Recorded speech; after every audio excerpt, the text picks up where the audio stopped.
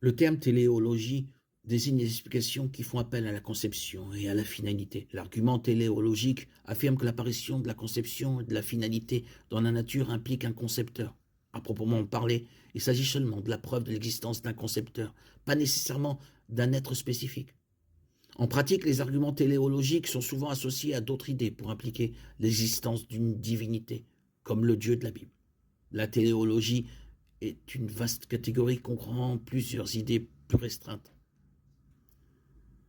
Les arguments théologiques suggèrent que les choix délibérés de Dieu sont les explications les plus raisonnables de certaines observations. Presque tous les débats sur la théologie impliquent de définir des preuves raisonnables de conception. Cela démontre à la fois la plus grande force et la plus grande faiblesse des arguments téléologiques. Dans un sens, les philosophes ont eu du mal à exprimer objectivement les limites de la preuve de conception. Les arguments téléologiques sont donc formulés en termes de vraisemblance ou d'hypothèse, ce qui conduit à d'autres débats sur l'application des probabilités mathématiques. D'un autre côté, l'expérience humaine fait régulièrement la distinction entre l'intention et l'accident. Les tentatives de rejet des arguments téléologiques vont souvent à l'encontre des principes utilisés dans pratiquement toutes les autres circonstances. Les arguments téléologiques suggèrent globalement que certaines observations s'expliquent plus raisonnablement comme résultant d'un objectif et d'une conception plutôt que d'accidents aléatoires. Une parcelle de sable en forme de C serait généralement interprétée comme aléatoire. Un cercle parfait dans le sable soulèverait des questions. 10 cercles parfaits disposés de manière à ressembler à un visage humain amèneraient alors les observateurs à supposer naturellement une action intentionnelle antérieure. Un grand sillon transportant de l'eau d'une flaque à une autre serait interprété différemment d'un fossé étroit et droit amenant l'eau de la rivière directement dans le champ d'un agriculteur. Les arguments en faveur de la conception sont plus intuitifs qu'objectifs. Ils peuvent donc être difficiles à évaluer. En termes strictement logiques, de nombreux événements que nous interprétons comme intentionnels pourraient être le résultat de quelque chose de aléatoire.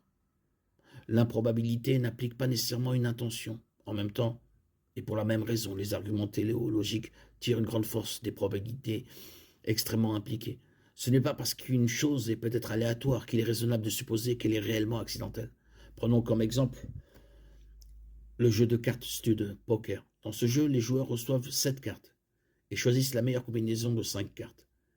Les cartes sont distribuées au hasard à partir d'un jeu de 52 cartes divisées en 4 couleurs, cœur, trèfle, carreau et pique, de 13 cartes chacune. La main ultime de ce jeu est la quinte flush royale qui comprend les 5 cartes les plus hautes d'une même couleur. Les chances d'obtenir cette main à partir d'un jeu équitable sont d'environ 1 milliard sur 31 000, soit si un joueur obtenait une quinte flush royale, les autres joueurs seraient déçus, mais accepteraient probablement le résultat comme possible. Si le même joueur obtenait une deuxième quinte flush royale dans la main suivante, les adversaires soupçonneraient naturellement quelque chose de sournois. Il est possible qu'une personne obtienne 2 quintes flush royales consécutives. Pourtant, les chances que cela se produise est aussi rare, si ce n'est impossible. Mathématiquement parlant, il est même possible de recevoir 5 quintes flush royales consécutives, bien que les probabilités soient encore plus que rares. Cependant, aucun des autres joueurs à la table n'accepterait le hasard comme une explication valable. La probabilité que cela se produise par pur hasard est si infime qu'il est de loin plus raisonnable de supposer une tricherie au minimum. Les autres joueurs exigeraient une enquête plus approfondie. Donc, tenter de réfuter les arguments téléologiques en faveur de l'existence de Dieu aboutit souvent à un dilemme similaire. Certains arrangements de la nature sont si improbables, mais si nécessaires, qu'ils exigent une interprétation comme le résultat d'un réglage fin par un esprit intelligent. Rejeter l'apparence de conception en faisant appel à la chance aveugle ouvre la porte au rejet de presque toutes les connaissances scientifiques. Ignorer les implications de la probabilité rend les observations expérimentales dénuées de sens.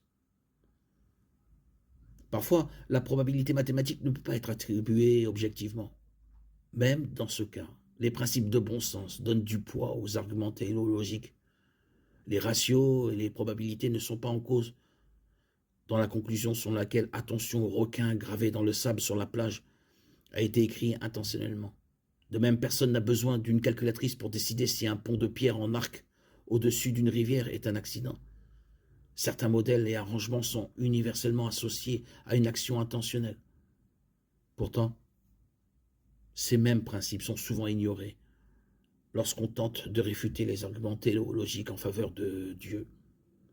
Par exemple, ceux qui présument que l'ADN, qui est un véritable code, est extrêmement sophistiqué et formé sans aucun objectif plus important, ignorent les implications logiques de l'existence de ce code.